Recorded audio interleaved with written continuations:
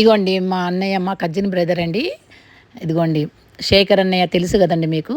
ఇగో తను మా తమ్ముడు వేణు, ఇంకా మా చుట్టాలందరూ కూడా మంగళ హాట్ అండి, హైదరాబాద్ మంగళ హాట్లో ఈ కార్యక్రమాలు చేస్తారన్నమాట. బాగా చేస్తారండి, చాలా చక్కగా చేస్తారు.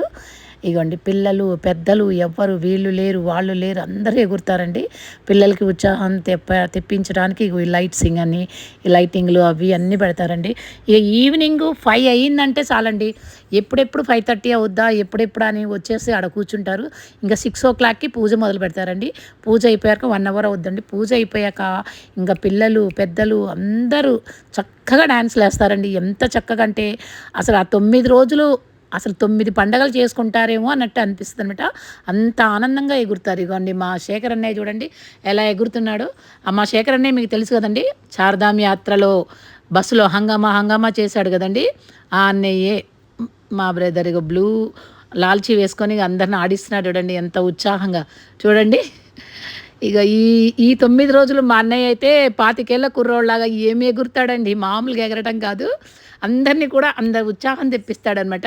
కానీ అన్నదానం కూడా అండి సూపర్ అంటే సూపర్, చాలా బాగా చేస్తారండి. ఆ చుట్టుపక్కల బజార్లన్నీ చెప్పుకుంటారండి, ఆ విధంగా చేస్తారండి, చాలా బాగా చేస్తారు. ఇగోండి ఈ వీడియో మీకు నచ్చింది అనుకుంటాను.